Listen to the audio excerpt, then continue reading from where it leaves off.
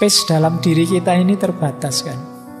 Maka biar kita tidak disibukkan oleh dosa, ayo menyibukkan diri dengan yang berpahala. Maka di antara menetralisir dosa, itu kalimat dari Imam Ghazali, misalnya hapuslah dosa minum arak dengan bersedekah minum minuman yang halal untuk orang yang membutuhkan.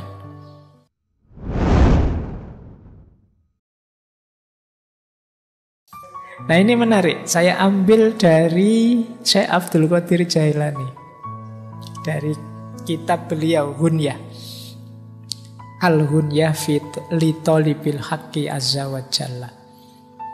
Indikator kalau kita tobat diterima atau tidak. Nah ini Syekh Abdul Qadir Jailani punya teori menarik. Kita kan tidak tahu tobat kita diterima atau tidak, tapi kelihatan dari implikasinya dalam diri kita. Saya yakin teman-teman yang rajin wirid, zikir, itu tiap hari tobat lewat istighfar kita.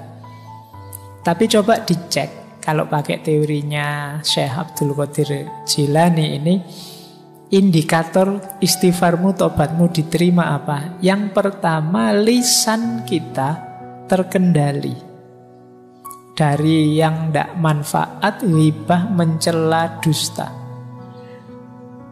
Zamannya beliau mungkin belum ada medsos, jadi tak tambahi lisan dan jempol kita terkendali. Jadi kita sangat hati-hati kalau ingin bicara atau kalau ingin posting sesuatu yang bersinggungan dengan orang lain. Kita ngomong yang manfaat-manfaat atau yang hibah-hibah atau yang mencela atau yang dusta. Kalau masih bertaburan ketidakmanfaatan, hibah, mencela, dusta, tobat kita sebenarnya belum tuntas.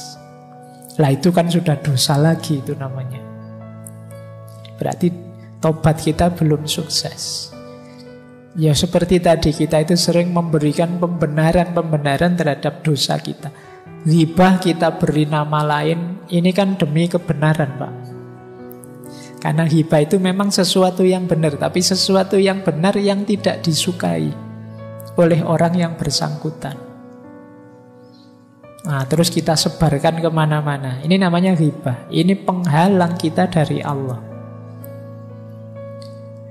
Jadi kalau masih banyak ininya, yang tidak manfaat, yang hibah, yang mencela orang, merendahkan orang, menjatuhkan nama baik orang, mencaci maki orang, mendustai orang, tobat kita masih belum tuntas, masih belum diterima. Lupa tapi yang sana maki-maki dulu Pak. Iya, yang sana tobatnya tidak diterima. Kalau kamu balas maki-maki, kamu juga berarti. Kita sering tidak sadar ini. Yang kedua, tobat yang sukses itu melenyapkan rasa dengki dan permusuhan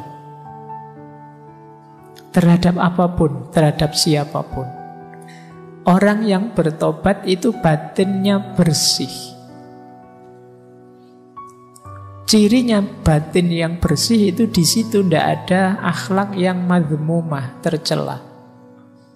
Kebencian, kedengkian, dan permusuhan itu bagian dari akhlak yang madhmumah. Jadi kalau masih ada benci atau dengki pada siapapun, saya dendam sekali sama mantan saya Pak. Sudah habis banyak malah ditinggal. Capek-capek tak bikinin skripsi ya. Saya belum lulus, dia lulus duluan. Malah aku ditinggal. Terus mau inget-inget, itu bagian dari kebencian. Mungkin kamu pengen balas dendam, kedengkian, permusuhanmu. Jadi benci itu kan tipis sebenarnya dengan cinta. Sibuknya sama, kayak orang mencintai. Cuma kalau dengki, benci, kamu sibuk menjatuhkan, sibuk mencari kejelekannya. Kalau cinta, kamu sibuk mencari yang membahagiakan dia. Repotnya sama. Benci kadang-kadang lebih repot. Makanya kata Imam Ghazali, di antara jalan muhasabah. Kalau kita kesulitan muhasabah yang baik seperti apa, wong kita tidak punya kemampuan berpikir sendiri, ambillah pelajaran dari musuh saja. Orang yang benci kita, orang yang dengki kita. Karena biasanya orang yang benci kita itu sibuk mencari kesalahan kita. Alhamdulillah loh, kita dicarikan salah kita di mana. Kita mencari sendiri tidak bisa. Jadi bahagialah kalian yang hatersnya banyak. Jadi kalau kamu punya banyak haters kan itu tiap hari kan kamu diserang terus. Kamu salah ini, kamu salah itu. Alhamdulillah tidak capek-capek muhasabah, sekarang tahu salah-salahku di mana, kelemahanku di mana. Oke, jadi manfaatkan itu ya. Kamu kadang-kadang stres sendiri gara-gara haters. Yo lumayan kamu dapat. Tidak usah bayari orang untuk bantu kamu. Dia sudah mencarikanmu salahmu di mana, kurangmu di mana. Yang ketiga, ini menarik kata beliau, Syekh Abdul Qadir Jailani.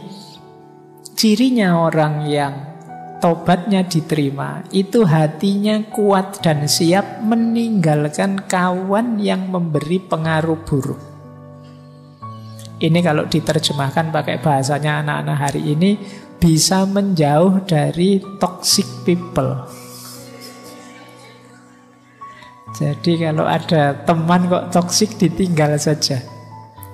Nah, ketika kita tidak bisa meninggalkan teman-teman yang toxic, yang memberi pengaruh buruk ini, ya berarti memang tobat kita tidak akan tuntas. Ya kita kena pengaruh buruk terus, ya kita rusak terus. Jadi hindarilah orang-orang tipe ini. Meskipun terlanjur, Pak teman dekat ya Pak teman. Ya teman ya tetap teman, kan tidak harus tiap hari nyampur, tidak harus deket tiap hari. Jadi belajarlah LDR-an, meskipun hanya dengan teman. Apalagi teman yang toksik. Jadi yang merusak saja, yang menyulitkanmu saja.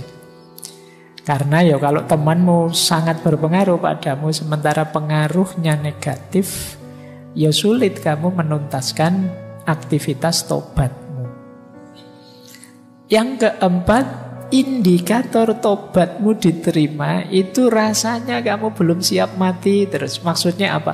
Kamu merasa kurang terus. Wah, ini masih belum imbang, amalku masih belum banyak, dosaku masih lebih besar. Jadi mati rasanya kok belum siap terus. Bukan belum siap mati karena saya belum kawin ya Pak, saya belum, bukan itu. Belum siap matinya karena merasa amalku belum cukup, kebaikanku masih kalah banyak dengan keburukanku, dengan dosaku. Nah ini berarti kalau kita masih merasa begitu, indikator bahwa tobat kita sudah mulai beres, sudah mulai sungguh-sungguh. Belum siap mati, menyesal terus, ingin mohon ampun terus. Nah, jadi ini 4 indikator diterimanya taubat menurut Syekh Abdul Qadir Jailani dalam kitab Hunya. Nah, ini coba dicek ya, nanti introspeksi dalam diri kita. Apa dalam diri kita masih ada output yang sifatnya tidak manfaat, merusak, menyakiti orang, dusta pada orang. Kemudian masih ada tidak dalam diri kita rasa dengki, rasa permusuhan, rasa dendam pada siapapun. Kemudian circle kita masih circle yang positif tidak? Atau jangan-jangan isinya orang toksik semua? Atau jangan-jangan kita lah si toksik itu? Lebih parah lagi. Jadi kalau besok kok tiba-tiba temanmu menghindar semua, jangan-jangan yang toksik itu aku. Tobatmu harus lebih serius berarti. Nah yang keempat, ayo coba dikalkulasi, kamu siap enggak kalau saat ini juga kamu dipanggil oleh Allah? Apa dosamu sudah bersih? Apa amalmu sudah imbang untuk mengimbangi dosa dan maksiatmu? Baik, kita lanjutkan. Nah, ini dari Imam Ghazali sebenarnya. Saya terjemahkan pakai bahasa yang lebih populer. Jangan menunda-nunda tobat. Bahaya. Bahaya yang pertama apa? Hatimu nanti keras. Kerasnya hati itu maksudnya ya dosa tapi tidak ada rasanya. Tidak ada rasanya itu maksudnya ya santai saja kamu. Jadi hatimu keras. Menyakiti orang tapi kamu malah gembira. Rasain dia. Dia mesti sakit itu hatinya kalau saya ngomong ini tadi. Itu kalau kamu seperti itu hatimu keras sudah. Mas mbok ya tobat. Nanti dulu Pak, nunggu dia hancur dulu baru saya tobat. Ya kalau hatimu terlanjur keras, menjinakkannya susah, melembutkannya kembali susah. Jadi kamu ingin dia hancur, tapi kalau kamu menunda-nunda keburukanmu, tobatmu, yang hancur mungkin dirimu sendiri. Jadi jangan salah. Tapi biasanya orang yang sudah terlalu benci dan dengki itu kadang-kadang sampai pada level saya hancur, tidak apa-apa asal dia lebih hancur. Ini hati yang sudah keras, pada akhirnya dia hatinya mati sudah. Kalau hati sudah mati, sudah tidak bisa lembut lagi, tidak bisa kembali lagi. Maka hati-hati. Kalau teman-teman tiba-tiba ada niatan untuk tobat, segera dijalankan. Itu bagian dari cahaya yang masih diberikan oleh Allah. Masih disampaikan ke kita cahaya itu. Meskipun kita sering menyangkal, kita sering menunda-nunda, mengeksekusinya nanti saja. Jadi jangan ditunda, biar hati kita tidak keras. Yang kedua, jangan sampai kita nyaman dalam dosa dan keburukan. Seneng loh Pak kalau saya lihat teman sengsara gara-gara saya itu. Oh itu nyaman itu dalam dosa dan keburukan. Saya bohongi orang, wah dia kena itu, wah saya ngeprank orang. Sopo di sini yang suka ngeprank. Temenku sengsara gara-gara prank itu dan aku gembira. Itu hati-hati kalau diulang-ulang terus, mengeraskan hati, membuat kamu nyaman, tambah sengsara temenmu, tambah seneng kamu. Berarti pranknya sukses. Nah itu kan logika hari ini kan begitu.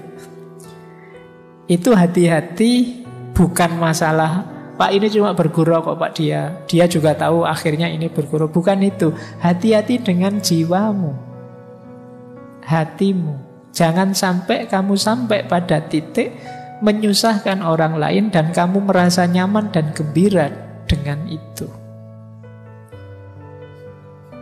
Kamu anggap dia yang sengsara, yang kamu prank. Jangan-jangan nanti finalnya justru kamu sendiri yang defisit banyak.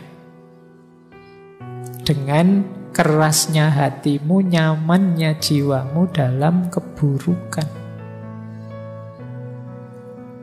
Jadi kalian harus ngerti nanti ya sampai di titik mana batas jiwamu bisa menolerir itu. Karena kalau tidak, kamu sendiri yang rusak. Sampai nanti yang ketiga itu istilahnya apa?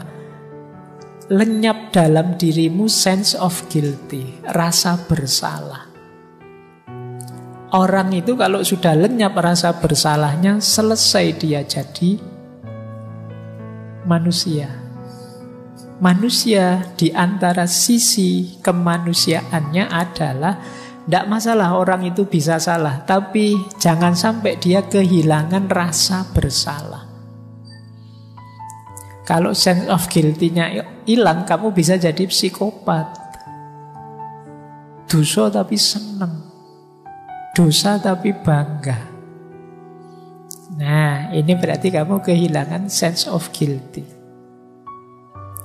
Kadang-kadang kan ada orang yang menyakiti orang, tapi begitu dia tahu, wah ternyata aku ini hebat ya, masih bisa menyakiti orang loh aku ini. Itu namanya sense of guilty-nya hilang. Jangan sampai kamu sampai pada titik ini ya. Oke, yo kamu mungkin mahasiswa apalah yang kamu sering salah, tapi tidak apa-apa, orang itu bisa memang khotok wan nisyan. Kalau ingat segera tobat, tapi jangan dinormalkan. Kalau kamu normalkan nanti rasa bersalahmu hilang. Mungkin karena kepepet kamu nyontek misalnya pas ujian, tidak apa-apa sih kalau tidak ketahuan ya. Kalau ketahuan ya urusannya kamu dihukum. Tapi tetap kamu pegangi dalam dirimu bahwa sebenarnya aku tidak boleh seperti ini. Ini namanya sense of guilty. Pastikan dia masih hidup. Kalau dia sudah mati, kemanusiaanmu nanti juga akan mati. Oke. Nah, yang terakhir, kalau kamu menunda-nunda tobat,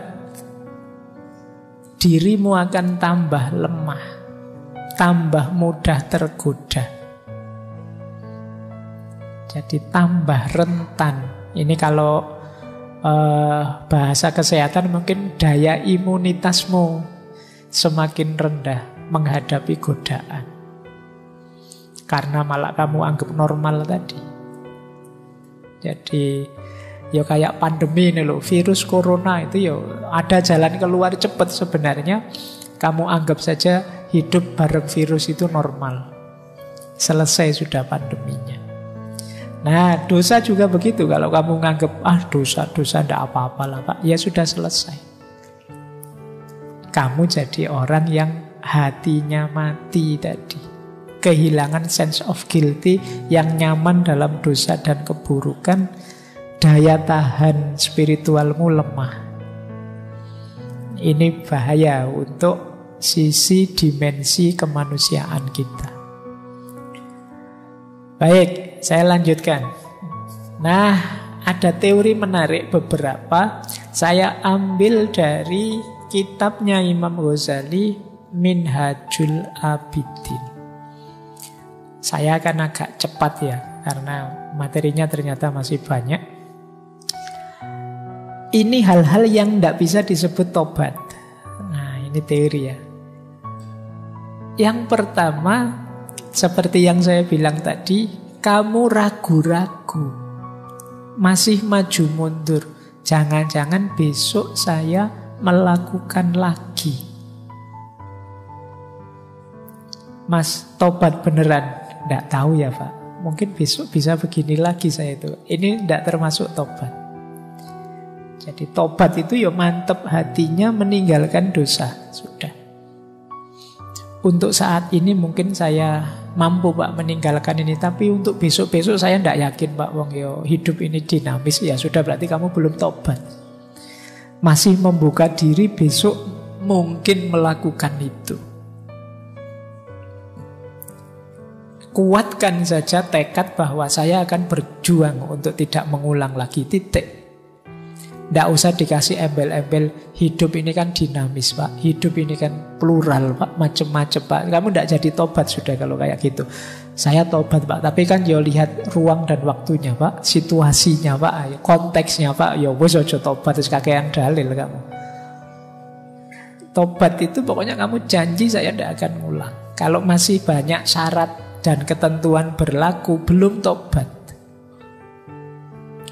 Yang kedua, tobat itu tidak termasuk tobat kalau dia meninggalkan dosa yang tidak pernah dia lakukan. Ya ini namanya bukan tobat.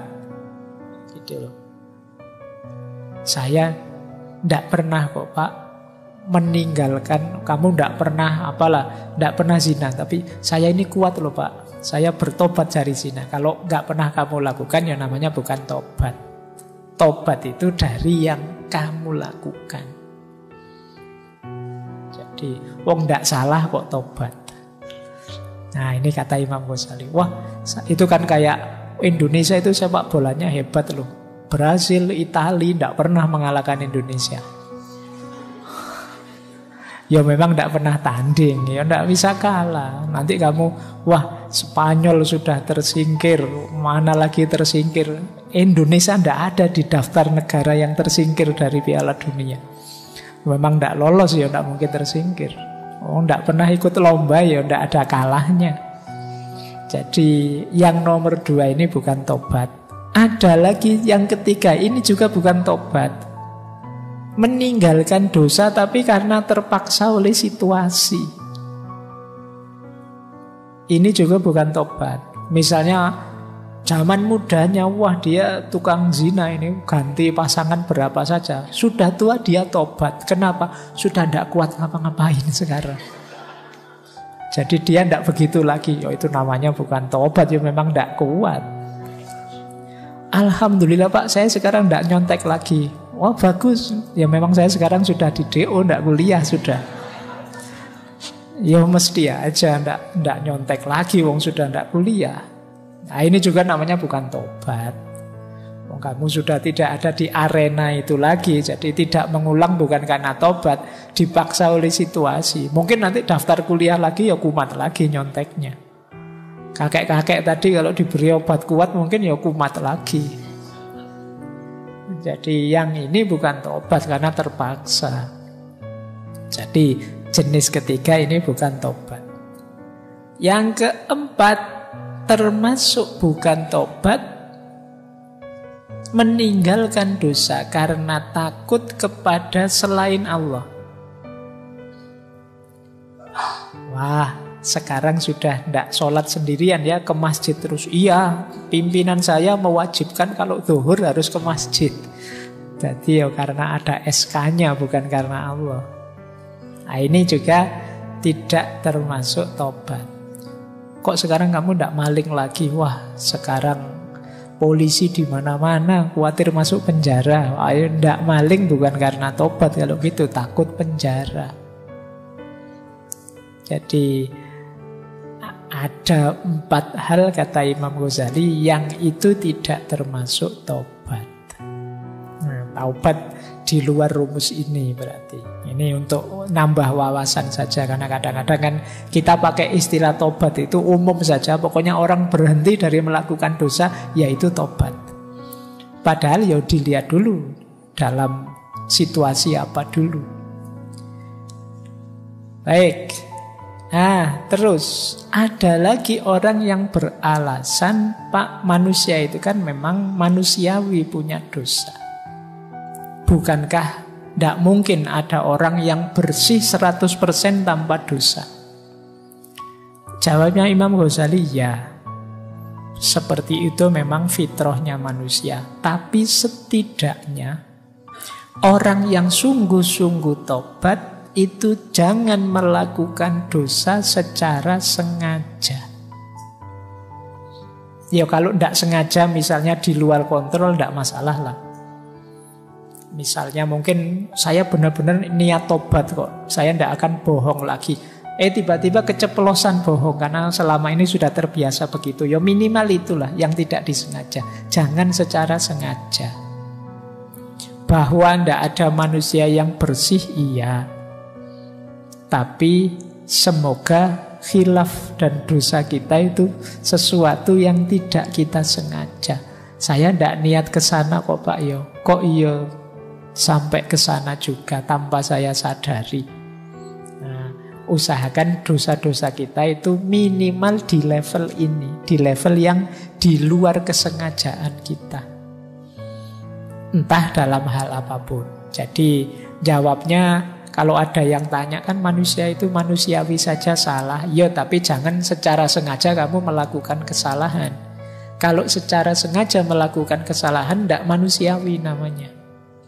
Ya kamu memang jarak, kalau bahasa Jawanya. Kamu nekat, nerjang aturan. Baik. Ada lagi, masih dari Minhajul Abidin ya. Ini problem-problem yang sering jadi alasanmu untuk menunda tobat. Kita sering beralasan seperti ini, Pak, saya masih belum berani tobat, Pak. Saya khawatir nanti mengulang lagi dosa yang saya lakukan. Kata Imam Ghazali, kalau ada yang bilang begitu, bilang bahwa mungkin saja aku berdosa lagi di dosa yang sama, jadi tobatku ini tidak ada artinya. Saya belum berani tobat nasuha, Pak. Saya khawatir nanti dosa ini akan saya ulang lagi. Saya kenal benar kok Pak diri saya kayak gimana. Jawabannya Imam Ghazali gimana? Kalau ada orang bilang seperti itu, jawablah, sangkaanmu itu sebenarnya tipuannya setan. Dari mana kamu bisa memastikan nanti saya pasti kembali melakukan dosa itu? Kata Imam Ghazali, padahal ada loh kemungkinan lain, kamu tobat terus tiba-tiba kamu meninggal. Nah, kan tidak mengulang itu sudah. Lah kalau kamu tunda tadi tobatmu, kamu meninggal dalam kondisi belum tobat. Tidak, tobatlah. Ada niat untuk tobat, tobat saja. Sepenuh hati. Wah, besok ternyata saya khilaf lagi, Pak. Ya tobat lagi. Kita tidak tahu batas umur kita di mana.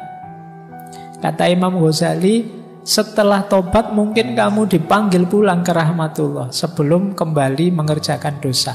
Kalau seperti ini berarti kamu orang yang bahagia kan, bersih dari dosa, mati husnul khotimah. Nah, yang harus kamu lakukan, tobatlah dan berupayalah sepenuh tenaga menghindari dosa. Kok yo kepleset khilaf masuk ke situ lagi, yo tobatlah lagi. Asal kamu tidak menyepelekan, saya tobat sepenuh hati Pak, tapi besok secara sengaja saya ulang lagi biar nanti saya tak tobat lagi. Bukan begitu rumusnya. Setelah saya tobat, saya berjanji dan berusaha untuk tidak mengulang. Bahwa sebagai manusia kadang-kadang khilaf kepleset, segera saya tobat lagi. Istighfar lagi. Nah, bukan kok karena manusia itu tempatnya salah dan dosa, maka izinkan saya melakukan salah dan dosa. Bukan begitu. Kita sering rumusnya keliru. Jadi ini kalau ada yang tanya begitu ya. Jadi kalau ada nanti saya mesti mengulang lagi. Loh, apa jaminannya umurmu masih panjang? Memastikan kamu mengulang lagi itu menafikan Allah dengan irodahnya. Kalau Allah menghendaki, apa susahnya membuat hatimu terbuka dan terjaga terus dari dosa. Baik. Nah, Imam Ghazali menjelaskan di antara jalan kita untuk melebur dosa-dosa dalam bertaubat adalah menggusur dosa dalam diri kita dengan kebaikan. Innal hasanat yudhibnas sayyi'at. Jadi space dalam diri kita ini terbatas kan. Maka biar kita tidak disibukkan oleh dosa, ayo menyibukkan diri dengan yang berpahala. Maka di antara menetralisir dosa, itu kalimat dari Imam Ghazali, misalnya hapuslah dosa minum arak dengan bersedekah minum minuman yang halal untuk orang yang membutuhkan. Nah, seperti minuman lezat yang disuguhkan pada orang-orang. Tebuslah, mungkin kamu terlalu sering mendengarkan headset musik-musik, lagu-lagu, sehingga waktumu banyak terpotong oleh itu. Tebuslah dengan, kata Imam Ghazali, mendengarkan banyak bacaan Al-Quran. Jadi ya paling tidak skornya jadi 50-50 lah. Nah, itu ruang dalam dirimu biar tidak isi yang negatif saja. Kamu dengerin Quran, dengerin majelis zikir, majelis ilmu, dan lain sebagainya. Kok kamu terlanjur makan riba, ya hapuslah dengan memperbanyak sedekah yang halal. Dan seterusnya, kata Imam Ghazali, meskipun menghitung dosa itu tidak pernah tepat, tetapi ini sekedar cara untuk mengimbangi saja. Jadi seperti mengobati penyakit panas dengan obat yang dapat menjadikannya dingin, agar keseimbangan yang diperlukan terwujud. Karena bila kelamnya hati karena dosa memuncak, tidak akan ada yang dapat menghapuskannya selain cahaya yang memancar dari ketaatan. Jadi kebaikan itu cahaya, sementara dosa itu kegelapan. Kegelapan yang ketemu cahaya, hasilnya adalah terang. di kegelapan itu, bukan gelap di yang terang itu. Kalau ada ruangan gelap gulita, cahaya masuk, ruangannya jadi terang, bukan cahayanya jadi gelap. Berarti apa? Kalau dosa itu kegelapan, maka hadirkanlah terang dalam dirimu yang penuh dosa itu. Hadirkan amal-amal kebaikan, ilmu-ilmu kebaikan, yang itu cahayanya Allah, maka yang dosa tadi akan tergusur, berubah jadi terang.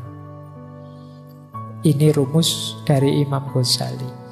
Imam Ghazali kan punya rumus, dosa itu seperti titik hitam di kolbu kita. Orang yang banyak dosa itu batinnya, kolbunya itu seperti penuh dengan asap yang pekat, kata Imam Ghazali. Dia perlu cahaya untuk meneranginya. Nah, ini mungkin kalau hadis ya rumusnya innal hasanat yudhibnas sayyi'at tadi. Kebaikan akan menyingkirkan keburukan. Baik. Nah, sekarang tentang menyepelekan dosa sehingga kamu tidak kunjung bertobat. Kalau ini saya ambil dari pendapatnya Syekh Yusuf Al-Qaradawi. Perhatikan, kita itu sering sekali menyepelekan dosa. Alah Pak, cuma dosa itu aja, cerewet amat misalnya. Biasa saja lah Pak, wong yo efeknya ndak besar. Hati-hati, kata Syekh Yusuf Al-Qaradawi, dosamu yang kamu anggap kecil-kecil itu bisa menjelma jadi besar.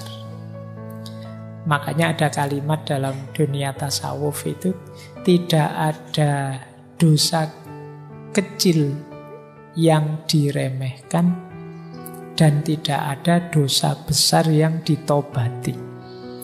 Dosa kecil yang diremehkan dia akan menjelma jadi besar. Dosa besar yang ditobati, disesali, ya dia akan luntur jadi kecil bahkan hilang. Kapan dosa kecil jadi besar? Yang pertama, kalau diistiqomahkan. Jadi dikekalkan. Ala Pak, lihat video kayak gini, ini kan dosa kecil Pak. Kalau korupsi dosa besar, jadi saya istiqomahkan tiap pagi biar seger lihat. Nah, ya itu lama-lama pasti akan menjelma besar, karena pengabaianmu terhadap dosa itu menunjukkan ketidaktakutanmu pada Allah. Ya dia dosamu akan menjelma besar.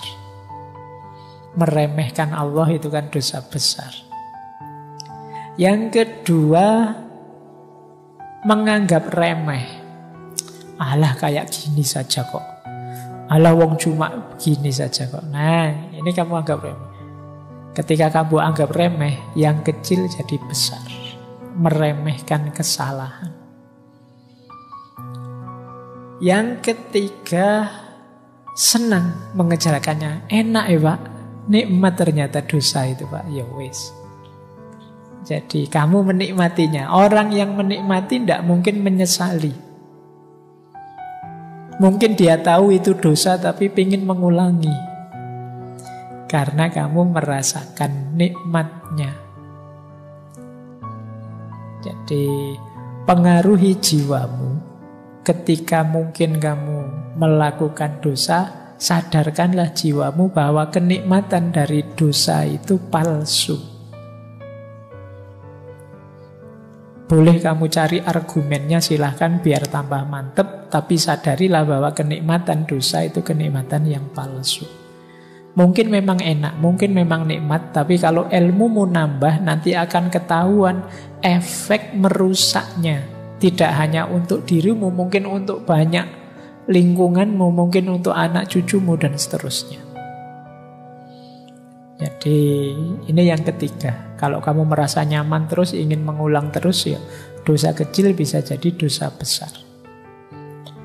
Kemudian dosa kecil bisa besar kalau kita merasa aman dari hukuman Tuhan. Ini nanti akhirnya ya jadi menyepelekan. Allah itu ya Maha Penyayang, Maha Pengasih. aku kan aliran yang paling diridhoi oleh Allah, jadi mesti selamatlah aku. Jadi peremehan-peremehan seperti ini membuat dosa yang kecil jadi besar. Ayo ya, melatih jiwamu untuk tidak menganggap bahwa Allah mesti mihak aku lah, wong aku ini orang dalam kok, aku yang punya kuncinya surga. Wong kuncinya surga itu sudah dibagi-bagi pada semua orang, katanya la ilaha illallah itu miftahul jannah. Barang siapa yang akhir hidupnya la ilaha illallah masuk surga. Saya melakukan dosa apa saja ndak apa-apa lah Pak, nanti terakhir-terakhir saya akan bilang la ilaha illallah. Menyepelekan. Jadi ya, Islam itu ndak berat, Islam itu ndak rumit. Agama itu tujuannya memudahkan, tidak menyulitkan. Tapi jangan diremehkan, disepelekan, sehingga kamu nabrak larangannya sambil menyepelekan. Ya seperti tadi rumusnya, bahwa manusia itu memang makhluk khotok wan nisyan, tapi itu bukan alasan engkau sengaja melakukan khotok wan nisyan. Kemudian yang kelima, dosa kecil yang dipamer-pamerkan. Nah, ini juga menunjukkan kamu bangga dengan dosamu. Saya tidak tahu, mungkin anak-anak muda hari ini lah kadang ya suka pamer aneh-aneh.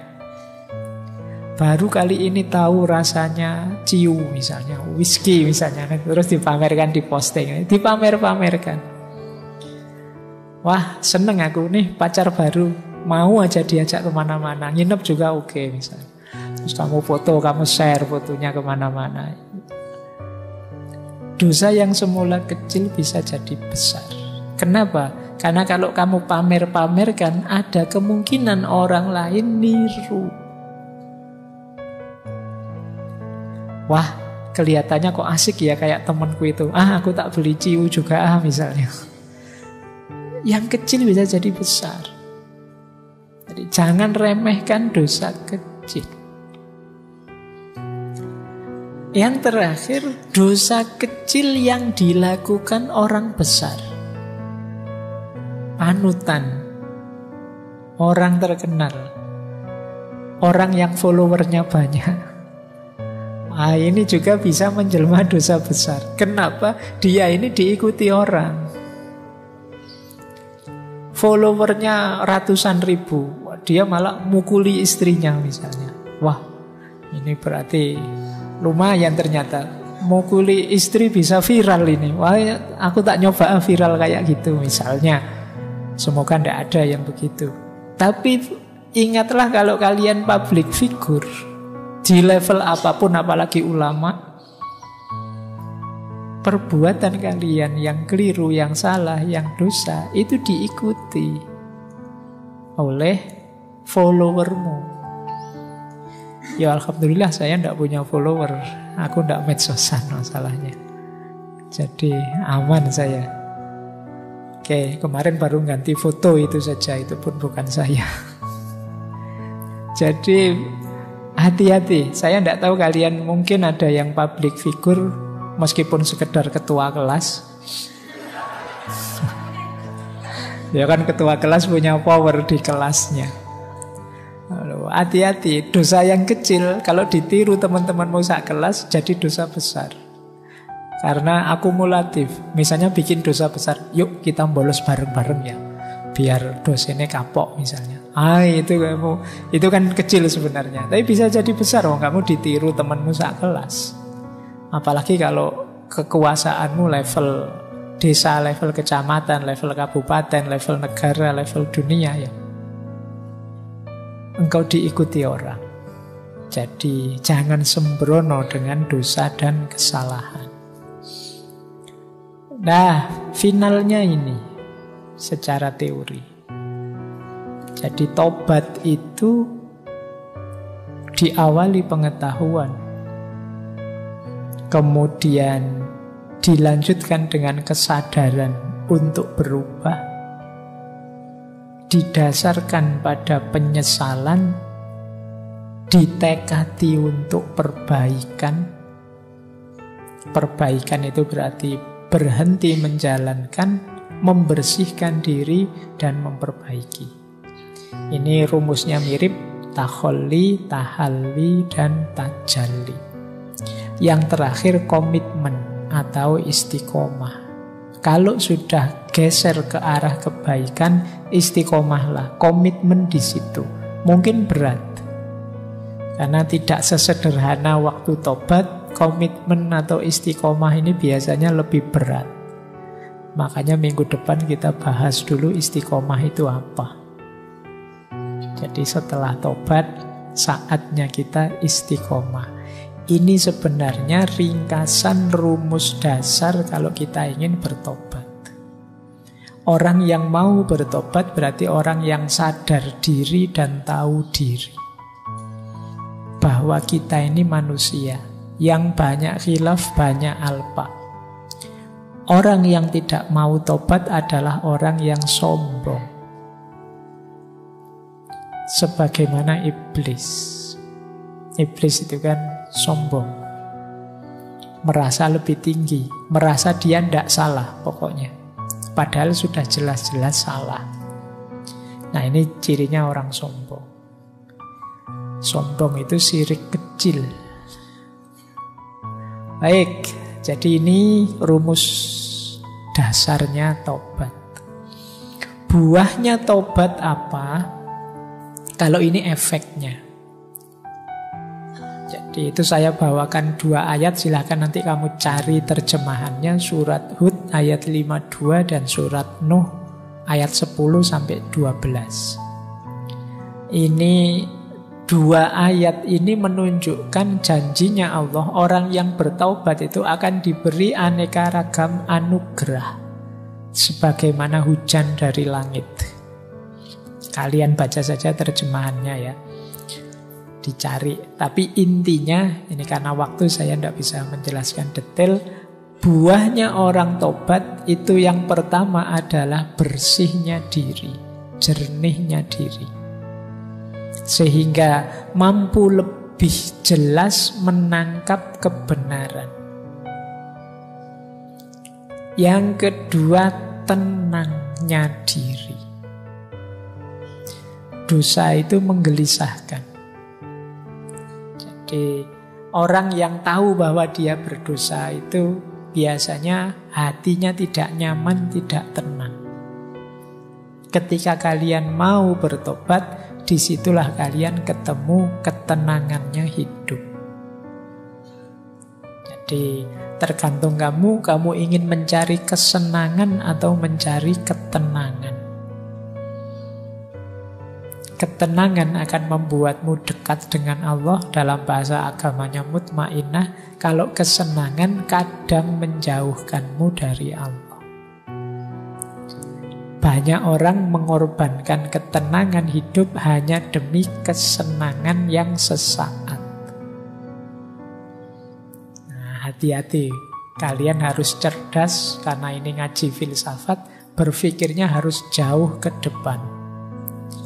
Tidak hanya menemukan senang, enak yang sesaat, tapi carilah yang nilainya lebih, durasinya lebih panjang, lebih long lasting. Ini kayak hierarki nilai di seller kemarin.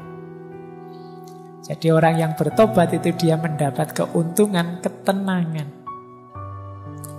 Yang ketiga, kedekatan dengan Allah tentu saja. Allah itu sangat sayang dengan orang yang tobat. Nanti ada hadisnya. Kemudian cinta ilahiyah, cinta pada Allah. Jadi taubat akan membawa cintanya Allah pada kita, yang pada gilirannya juga akan menumbuhkan cinta kita pada Allah, karena kita meninggalkan cinta-cinta yang lain yang sifatnya duniawi. Dan yang kelima, ini yang ayat yang saya singgung tadi, anugerah. Allah itu saking inginnya kita bertaubat, dia menjanjikan macam-macam bagi orang yang taubat, termasuk aneka ragam anugerah yang ada di 2 ayat tadi. Baik, jadi ini buahnya. Tapi buah tidak akan kita temui kalau prosesnya belum jalan. Jadi teman-teman silahkan, ini teori jangan dihafalkan atau hanya untuk diceramahkan. Coba kamu jalani, kata orang Jawa, ngelmu kuwi kelakone kanthi laku. Kalau ingin benar paham seperti apa manfaatnya tobat, jalankan tobat itu. Baik, saya tutup dengan beberapa quotes. Kalau sudah quote, kalian sudah melek saatnya. Sudah mau ditutup. Ini menarik. Ada kalimat dari Robi'ah, istighfar kita membutuhkan istighfar lagi. Aku beristighfar kepada Allah dari ucapanku, aku beristighfar pada Allah. Kita, kata Robi'ah, diminta menistighfari istighfar kita. Kenapa? Istighfar kita selama ini banyak palsunya. Setiap hari, mungkin setiap habis sholat kita astaghfirullahaladzim. Kadang-kadang kaget pun yang keluar dari mulut kita astaghfirullahaladzim. Tapi istighfar kita tidak ada yang serius. Buktinya apa? Istighfar rutin tapi dosa juga jalan terus. Maksiat tidak kita rem sama sekali.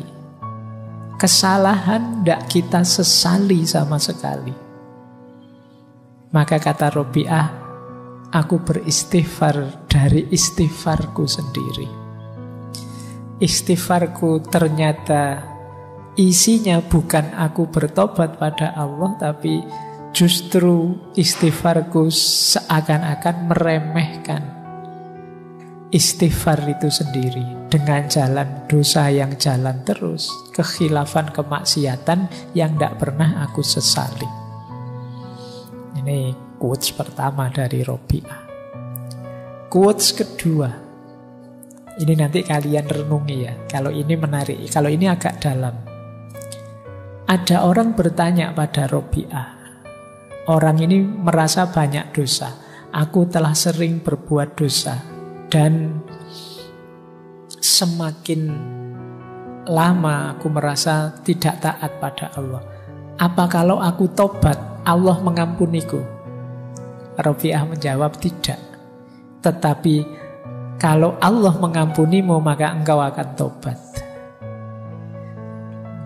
Kamu pikir ya, ini agak dibalik logikanya. Jadi maksudnya apa? Keterbukaan hatimu untuk bertobat sungguh-sungguh, itu hakikatnya sudah dibuka pintu ampunannya Allah untukmu. Anugerahnya Allah padamu. Diberi anugerah kok tidak diambil, ya berarti itu salahmu. Jadi bukan kalau saya bertobat Allah akan mengampuni. Allah akan mengampuni kalau Allah sudah mengampuni, maka aku akan terbuka untuk bertobat. Jadi tobat itu hakikatnya anugerahnya Allah. Maka tadi saya bilang, kapanpun kalian terbersit di pikiranmu untuk bertobat, itu adalah sirotol mustaqim, cahaya yang diberikan oleh Allah. Doa yang kamu minta tiap hari untuk ditunjukkan jalan lurus. Itulah bentuk pengabulannya Allah, antara lain dalam bentuk kesadaran dan niatmu untuk tobat. Maka jangan ditunda-tunda, jangan dinanti-nanti. Dinanti-nanti maksudnya nanti saja. Jadi ini nanti kalian renungi kalimat dari Robi'ah ini. Baik, saya tutup dengan beberapa kalimat dari Syekh Ibnu Athaillah. Saya akan baca saja, tidak saya jelaskan, mungkin sudah bisa dipahami mengingat waktunya. Ini saya ambil dari kitab Bahjatun Nufus, penerang jiwa, bukan dari hikam. Jadi ini kalian dengarkan ya. Perbuatan maksiat itu ibarat api, sementara kegelapan ibarat asapnya. Laksana orang yang menyalakan perapian di rumah selama 70 tahun, bukankah rumah tersebut akan menjadi gelap dan hitam? Demikian pula dengan kolbu. Ia akan menjadi gelap karena tumpuan maksiat. Ia baru menjadi bersih dengan tobat kepada Allah.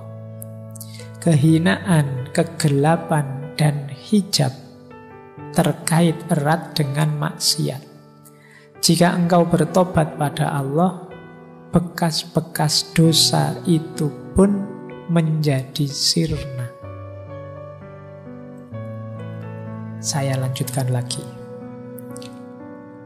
Janganlah engkau berputus asa terhadap rahmat Allah dengan berkata, sudah berapa kali aku bertobat dan insaf.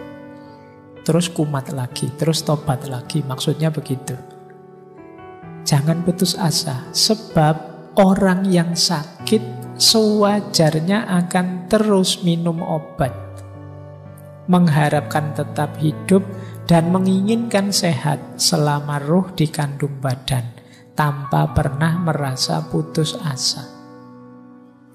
Jadi penyakitnya manusia yang namanya khotok wan nisyan itu mungkin setara dengan diabetes atau darah tinggi atau kolesterol.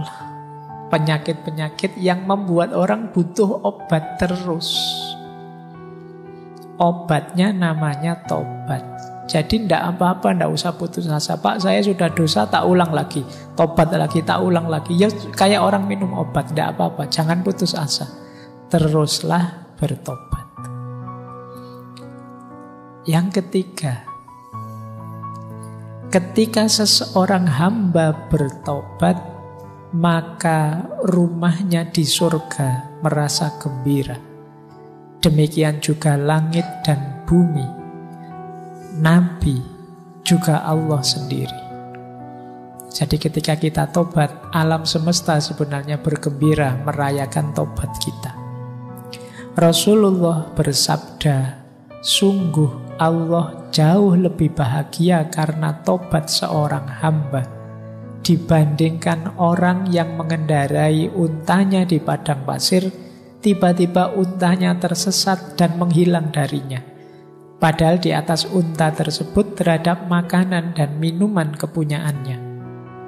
Akhirnya ia putus asa dan mendatangi sebuah pohon untuk merebahkan diri di bawah naungannya.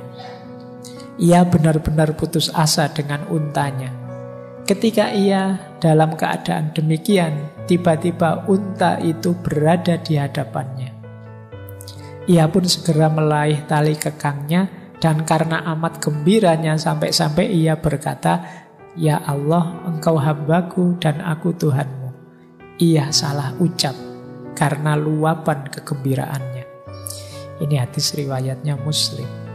Jadi gembiranya Allah ketika kita tobat itu digambarkan oleh Rasulullah di hadis ini seperti orang yang melakukan perjalanan naik onta.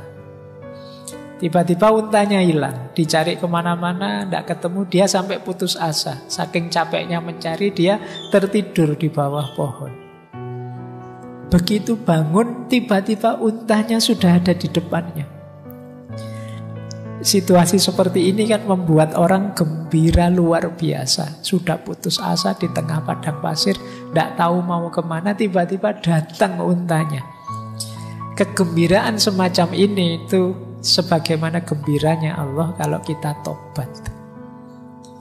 Yang saking excitednya kalau di hadis itu, orang ini sampai kebalik-balik bilangnya, ya Allah, engkau hambaku, aku Tuhanmu. Kebalik harusnya, engkau Tuhanku, aku hambamu. Ini makanya kalau kalian ingin menggembirakan Allah, menggembirakan Rasulnya, menggembirakan alam semesta, bertobatlah. Baik, masih dari Bahjatun Nufus terakhir. Jika engkau ditanya, siapakah orang mukmin itu?